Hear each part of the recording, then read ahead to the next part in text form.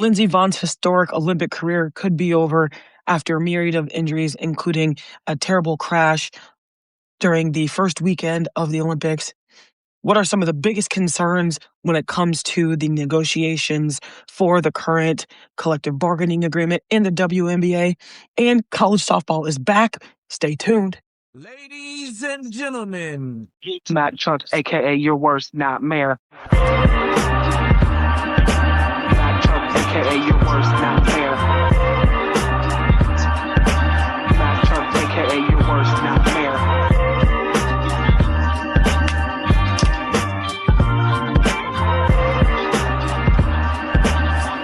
Matt Chuck. From the locker room to real life, this is the Mac Truck Podcast. My name is Mac, talking sports, culture, and everything in between. Let's get into it. Happy weekend. The first weekend of the Olympics has come to a close. We've got so much to talk about in some of the best ways and some of the worst ways. Unfortunately, starting out, Lindsey Vonn's Olympic career could be to a close after a myriad of injuries. So those of you who've been following, Lindsey Vonn is an Olympic and world champion alpine skier. Lindsey Vonn is one of the best to ever do it. And unfortunately, her Olympic competition has come to an end due to a very terrible crash that she had just 13 seconds into the downhill race on February 8th, 2026, crashing 13 seconds into her downhill race. Her arm did end up clipping one of the first gates coming out, and she did have to be airlifted to the hospital. Now, prior to that, just 9 days before the Olympics, so she was at the World Cup of downhill skiing, which she won, by the way, but she also ruptured completely her left ACL. So 9 days before the Olympics, so it would have been January 30th, she ruptured her ACL, had no intentions on not competing in the Olympics. As you guys may have been paying attention, if you've been paying attention, she did come out and say that she was still going to compete in the Olympic Games in Milano Cortina, Italy. Okay.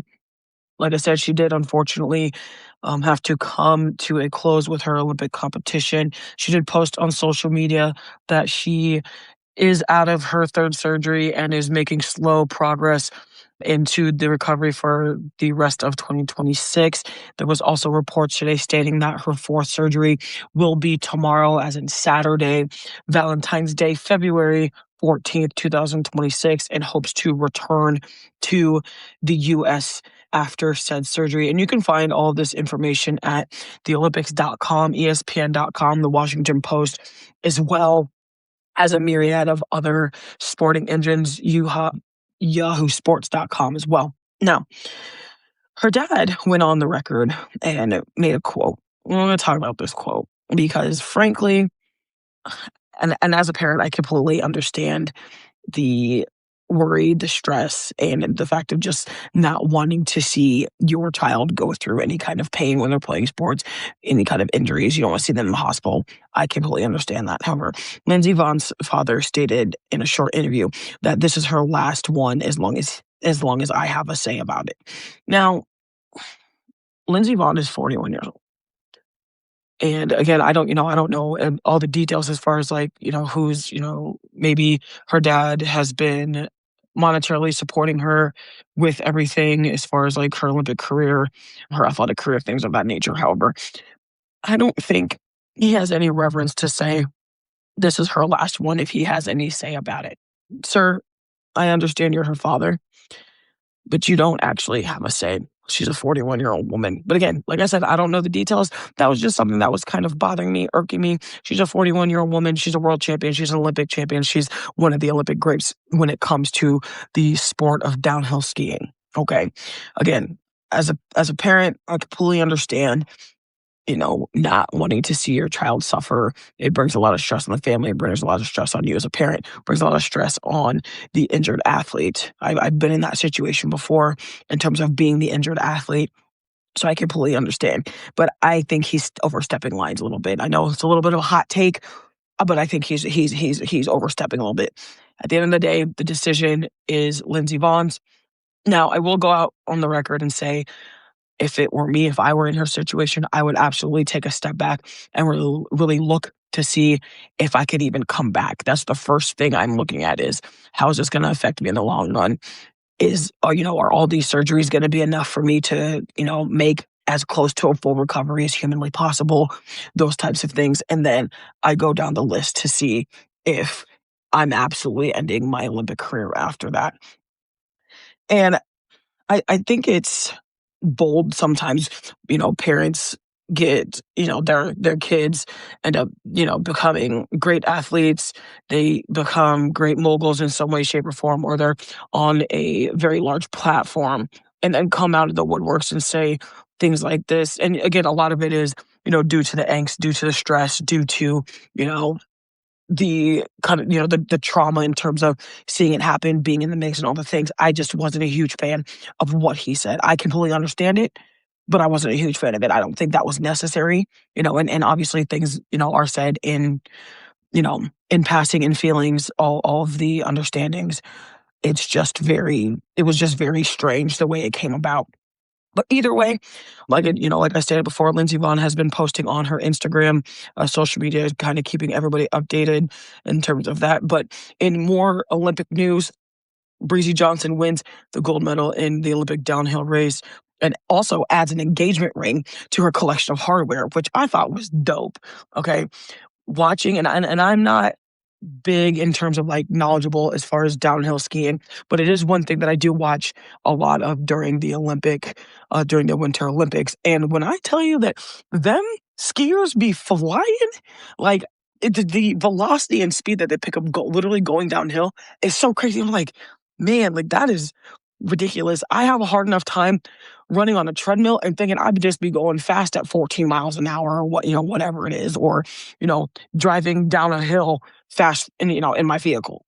So I can't imagine what it's like to pick up that type of adrenaline off the hill and then to consistently win gold and consistently be relevant is nuts to me. But congratulations to Breezy Johnson on the gold medal win and on the engagement as well.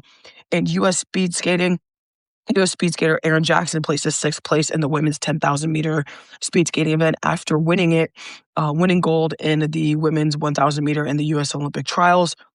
Team USA has earned a top spot in the quarterfinals with a perfect run in the group stage, literally outscoring their opponents 20-1 and shutting out their ally in Canada in the finale, also beating the host team in the first round of the quarterfinals, again beating Italy 6-0. Listen, the women's U.S. hockey team is full of some dogs. The more I get into the Winter Olympics, and it's a little bit harder because I don't have as much free time to really analyze them like I have before in other Olympic years, things like that. Currently, the United States is in third place with a medal count of 14, 4 golds, 7 silver, and 3 bronze on the 7th day of the Olympics in terms of just Team USA being a part of the Olympics in Milano Cortina, Italy, trailing the host country by 4. Italy is in second place with 18 medals, and Norway is in first place also with 18 medals. And again, you can find all this information at NBCOlympics.com, theolympics.com, the Washington Post, and ESPN.com for all things Olympic stats, all things Olympic medal. Keep up. You can find it live. You can find it recorded. You can find it on the Olympic Gold Zone as well on Peacock and NBC. And listen, anybody that knows me knows I am an Olympic Games buff.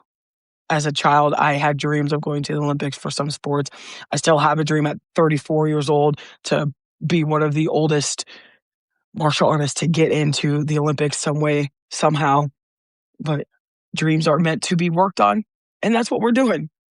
Listen, big shout out to our sponsor and partner, In My Bag Apparel and Customs by Evan Bradfield. Whether you're in the gym, at the game, or on the couch, In My Bag fits the lifestyle. And right now, when you make your first purchase online, you can get 15% off the entirety of your first purchase by using the word truck. That's TRUCK at checkout. That's truck, for 15% off your entire first order online at inmybag.bigcartel.com. Now, let's switch lanes. We're finally back to talking about what seems like the never-ending conversation of the WNBA, CBA. Oh my goodness. Listen, the current CBA agreement in terms of what they're negotiating now is vastly outdated. We're going to get into all the details about the CBA. We're going to get into the details of a possible lockout. We're also going to talk about the fact that why the hell do you have a schedule when y'all don't have a CBA in place? You don't have nothing set in stone. Why the hell is there a schedule out? In fact, we're just going to start right now. The WNBA sent their schedule out for 2026 about 2 weeks ago. In the middle of the collective bargaining agreement negotiation cycle. But my question is how the Sam hell are you going to put out a schedule without having the CBA set in stone? Okay. The CBA literally controls how players, staff members, teams, and coaches make their money in the league. Okay.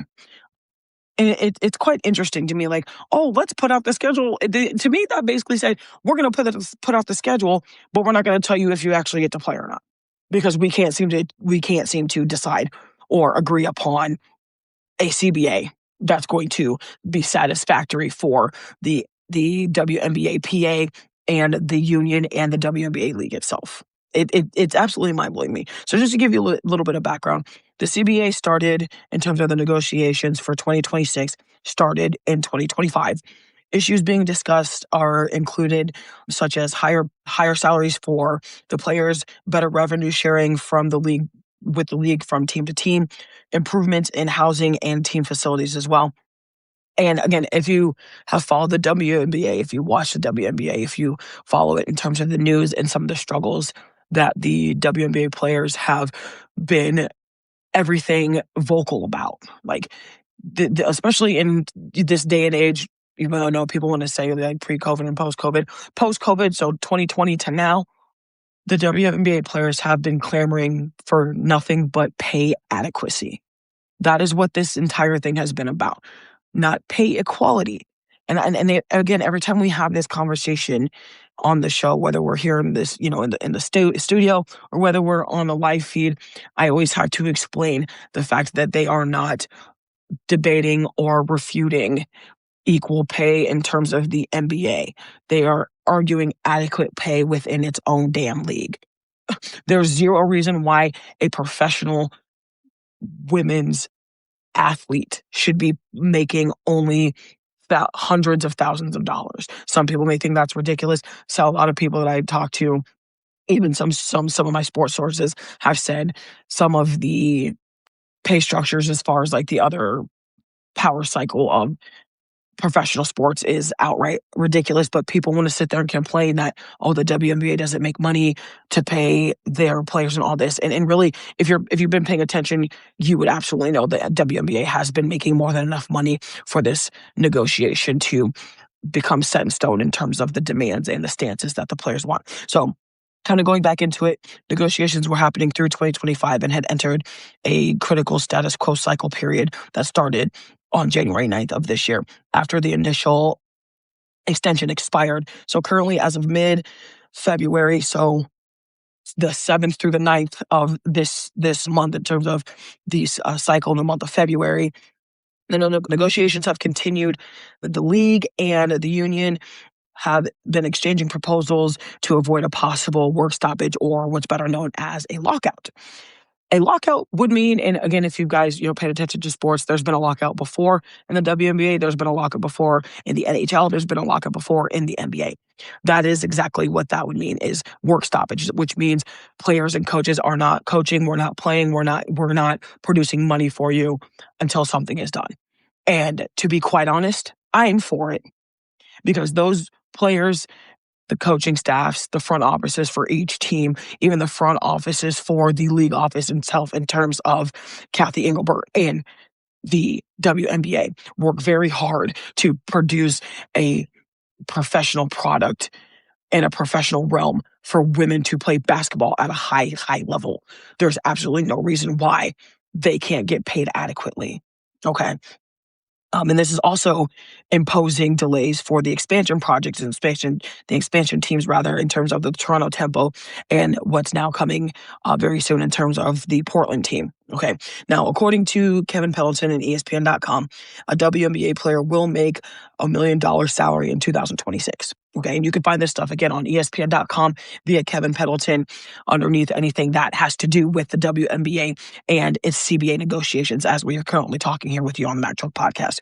Currently, the proposal, again in mid-February 2026, has recently offered concessions on housing and an increase in the proposed 2026 salary cap to $5.6 million for each team.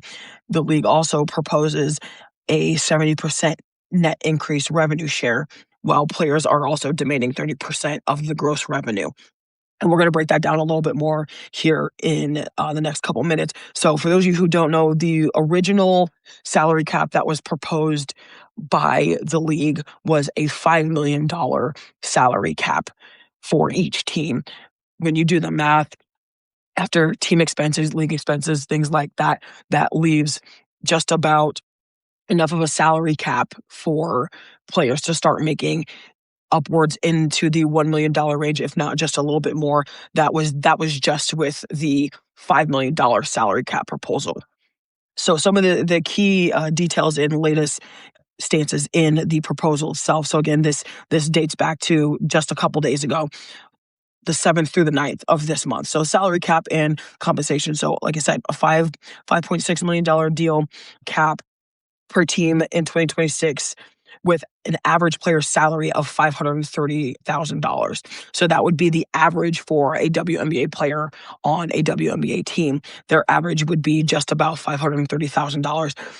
And it would also propose max cash for top players that could exceed the $1 million mark at specifically $1.3 million and a potential for $2 million exceeding in terms of the top cash for players by 2031. As far as revenue sharing, the league proposes players receive over 70% of net revenue after expenses, which is again what I had just said previously, is once team expenses and league expenses are paid, the players would get 70% of what's left after everything, which is the exact way you should do it, which also includes concession stands in terms of food and merchandise. Right now, as it stands, and again, a lot of people don't know this, WNBA players do not make money off their own merchandise, which is absolutely crazy to me. That them fixing that years ago would have avoided this entire long stand that they're having with the WNBA PA and the Players Association itself. In terms of housing and facilities, concessions were made to provide one-bedroom apartments for new and minimum salary players for the first 3 years of their deal following pushback, which means if you are a rookie or a minimum salary player, you would have housing for the first 3 years of that contract. And I'm not, obviously, we don't have all the details yet as far as like that, what that could look like. But I would assume that, let's say I get drafted to the Indiana Fever, I am a minimum salary player, and I'm having trouble like on my salary. I can't find a place and keep on my bills and pay my bills until I start to make more game checks. They would house me for the first 3 years of my contract. Now, if I end up getting traded or something like that, those are the types of details that we don't quite know in terms of what that housing looks like as well. As far as developmental spots, it also proposes 2 new developmental roster spots per team with stipends, which means they can essentially add 2 developmental spots to each active roster, and it won't hurt their salary cap in terms of the team paying them. They would have a league stipend paid to the team to pay to the players. So essentially, if I got picked up off of Unrivaled, or they just randomly picked me up off the street and said, okay, well, you have skills, but they're raw. We want to refine them and see what you got, can handle through practices, team stuff that, basically earn your way on to the team. I could take up one of those developmental spots and still be paid as a developmental player. That doesn't necessarily mean I'll get playing time, game time, things like that. But essentially me developing my game on a WNBA team wouldn't necessarily go unpaid for me. I wouldn't necessarily have to get a part-time job or a full-time job and try to balance all that. I would be able to focus on developing my game and still be getting paid in some way, shape, or form. And again, like a lot of these details in terms of like what those stipends would look like, what those what those contract details would look like in terms of housing and facilities, things like that. Obviously, we don't have those types of myriad of thicker details because nothing is set in stone in terms of the CBA itself. This is just what's proposed currently as I'm talking to you right now on February 13th, 2026 on a Friday evening. Okay.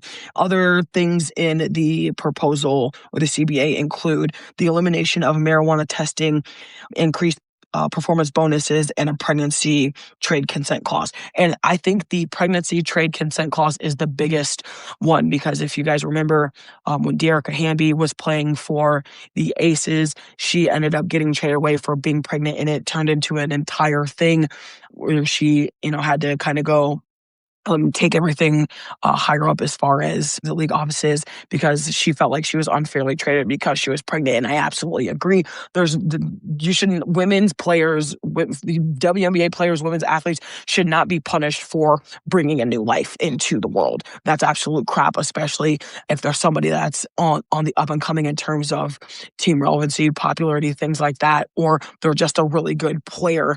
Why are we trading them away because I'm bringing a new life into the world? That's absolutely asinine to me.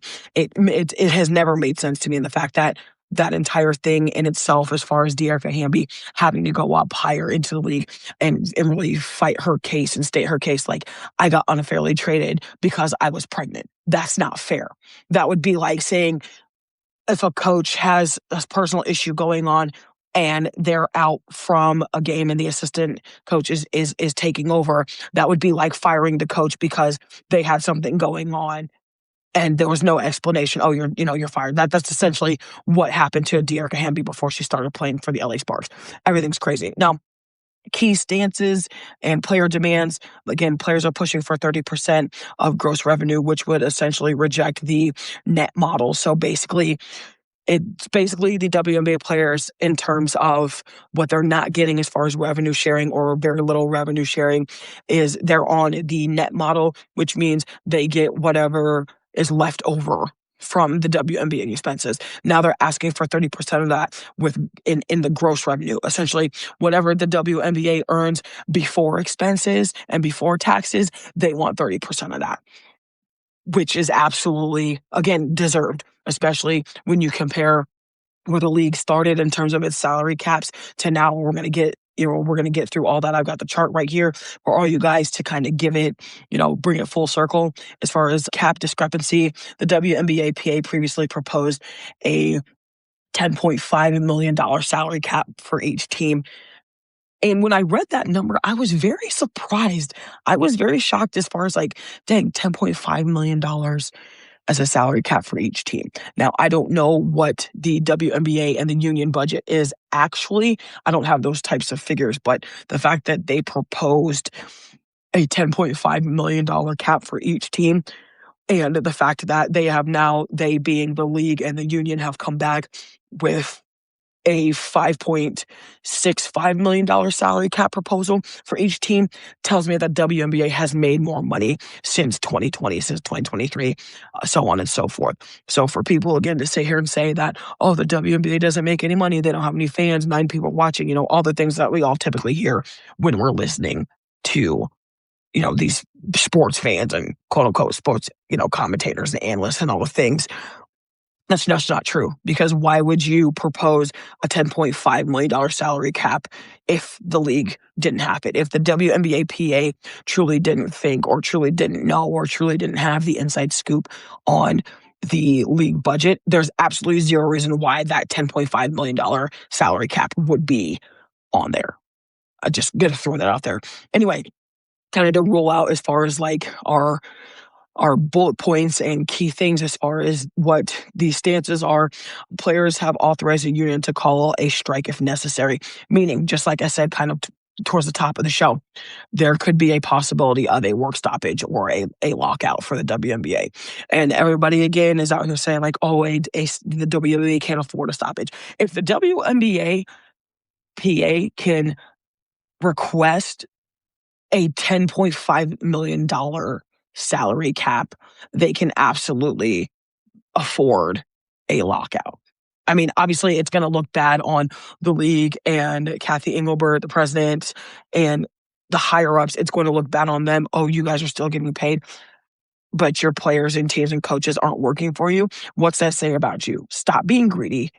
Come up with an adequate pay scale and pay these damn girls. Pay these women rather. Like, women deserve to get paid adequately for doing the exact same things their male counterparts do.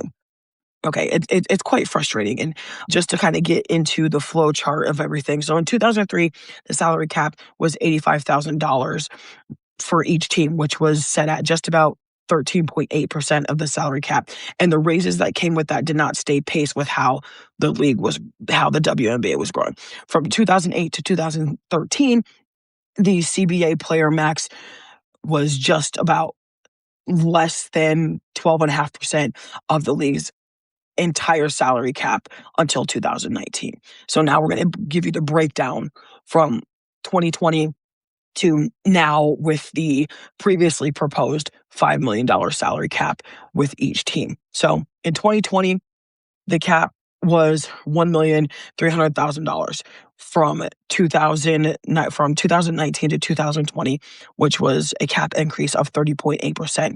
The minimum salary in 2020 was $51,000. The max was $215,000, which was a 16.5% increase in 2021. So right now we're right in the middle of COVID, like right in the heart of COVID. 2021, it was $1,339,000 cap, which was a 30% increase. The minimum salary was $58,710.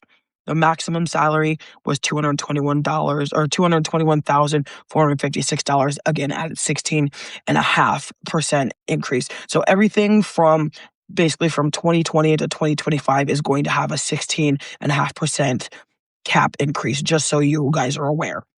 In 2022, the cap for each team was $1,379,200 at 3.0% increase. So again, going from 21 to 22, it's all 2021 to 2025 rather is all also a 3% increase rather from year to year, with the exception of 2020, and obviously that jumped from 19 to 2020. Now, the minimum salary in 2022 was $60,471. Okay. The max for that year was $228,094. 2023 was $1,420,200 and $200. Some of these numbers are a little jumbled, so I do apologize. The minimum was $62,248, and the maximum was $234,936. And 936. Again, at a 16% rate. 2024, $1,463,200. Again, at that 3% rate. Minimum was $64,154. Maximum was $241,984. Again, at 16.5. This past season for 2025, the salary cap for each team was $1,507,100 at 3%, 66,079 for the minimum, 249,244. Again, also at 16%, and the most recently proposed for 2026 before the $5.6 million increase they're clamoring for right now. With the $5 million clamor prior would be a $5 million salary cap, which would raise it to 231.8%. The minimum salary at the $5,000 or the $5 million salary cap per team would be $219,226, and the max would be that $1 million rate for 20% increase. Now, to kind of compare that to the NBA and its sibling league in comparison, so the max salary cap, which can range anywhere from 25 to 30% of a NBA salary caps, a roster, things like that, which is also based on years of service. The NBA has a soft cap, meaning most teams can exceed its cap without having to abide by a strict guideline in terms of, no, you can't go over this. You can't go over this number. The WNBA rather, in its sibling league, has a hard salary cap, meaning teams cannot exceed their salary cap unless it is due to a team hardship. And what that means is, in terms of a team hardship, meaning, unfortunately, we're going to have to use the Indiana Fever of last year. Indiana Fever lost a bunch of players to injury. Lost Caitlin Clark, lost Sydney Colson, lost Chloe Bibby, lost Sophie Cunningham, all to injuries, and had to sign an Odyssey Sims, had to sign an Aaron McDonald for the rest of the season. Had to sign all these players, had to move players up in the roster, pay them more for being able to move up, that type of thing. That was a financial hardship because the Indiana Fever did not have enough players on their team. They also didn't have those two developmental spots where they could pull from as far as that. So that's what that means as far as having a hard salary cap for the WNBA. And I've always hated the hard salary cap, but you also, have to be able to open up roster spots to kind of alleviate that hard cap nuance. So, we're going to see what this looks like. There's still a lot of other things that the WNBA PA need to talk about. But from the words of Breanna Stewart, and then just to paraphrase, she did say with the current proposal of the $5.6 million, and she didn't use the number per se, but she said with the points that the WNBA league itself and the union have proposed, that this is going in the right direction. We're moving in the right direction to what the players are looking for in terms of the adequacy, in terms of the revenue sharing, in terms of the salaries, the caps, and everything in between. So we'll see what we're going to keep heavy track of this and see what this looks like moving forward. But I'm hoping that they get this together soon, because the WNBA draft is coming up. College March Madness is coming up. We also still have one expansion team that has not had a chance to even start to look at expansion drafts, players, salary caps, things like that, because the CBA is holding it up. It's now been holding up for just about 2 months. So we need to get this into gear. Y'all, like I said, y'all also have a schedule out. Why you have a schedule out right now is absolutely asinine to me. Okay. Y'all don't have a CBA. You don't have a way or structure for players to be compensated adequately. Why are we putting schedules out? But that's beyond me. I'm done ranting about it. Listen, we're moving on into a different topic, but same exact drive. Okay. And I thank you guys again for listening, watching, viewing the Mac Truck Podcast here, studio edition on a Friday night, Friday the 13th. A lot of weird things are happening out here, but just make sure you're being safe. Make sure, you're gearing up for Valentine's Day with your lover and all the things. Like, I'm about to be out here with Babe later. I can't wait. It's about to be great. We got to finish up the sports. Listen, college softball is back. Okay, college softball is back. Finally, bats are swinging. Tournaments are happening. I'm here for it. You're here for it. Listen, the Texas Longhorns are looking to repeat their tremendous season they had in 2025. For those of you who haven't been able to follow or kind of just fell off, the Texas Longhorns did win the College World Series last year over their in-state rivals in Najee Kennedy and the Texas Tech Red Raiders last season. Texas won the College World Series 2-1. Texas won the first game. 2-1. Texas Tech won game number 2, 6-4. Texas wins the series 2-1 by a score of 10-4 and ended up winning the first ever college softball title in program history. And you love to see it. That also means they closed out a 56-win season for 2025. And I cannot wait for more softball. College baseball also just started today. We're going to talk about that in the next show. It's going to be fantastic. Here's your top 25. And again, you can find all this on usasoftball.com and espn.com in terms of the top 25. Some of these records are a little skewed by 1 or 2 games, just because we've got the Clearwater tournament happening right now. We've got other tournaments happening right now. But as it stands, your top 25 for college softball right now, as it stands, Texas Tech at number 1 with 6-0. The current champions at Texas at number 2 4-1. Tennessee is 3 at 5-0. Oklahoma, the juggernaut that is the Oklahoma Sooners and Patty Gasso, are 3-1. Florida is 5-0 at number 5. FSU is number 6 at 5-0. Number 7 is LSU, or the UCLA Bruins, rather, at 5-0. Nebraska is number 8 at 3-2. Texas A&M University is 4-1 at number 9. LSU Tigers are number 10 at 6-0. Arkansas is 4-1 at number 11. Stanford is 5-0 at number 12. Alabama is also 5-0 at 13. Oregon Ducks 14 at 2-3. Arizona Wildcats 3-2 at number 15. Virginia Tech Hokies 5-0 at 16. University of Georgia Bulldogs 4-1 at 17. Clemson Tigers 3-2 at 18. Duke Blue Devils are 4-1 at number 19. South Carolina Gamecocks are 3-2 at number 20. Mississippi State Bulldogs are 4-0 at number 21. Arizona State Sun Devils 4-1 at 22. Oklahoma State Cowgirls at number 23 at 3-2. Washington Huskies are 3-2 at 24, and Virginia number 25 at 4-1. That is your entirety of the top 25 currently for the 2026 softball season kickoff. Listen, y'all know we love women's sports here. We love to talk about women's sports. We're all about women and female athletic empowerment and normal women empowerment. But we also talk all other sports, so don't get discouraged. We're talking women's sports. Next episode, we're talking Super Bowl. Also talking about women's sports over there as well. So listen, if you rocked with us, make sure you like, share, and subscribe. Make sure you share it with a friend who really knows the game like we do.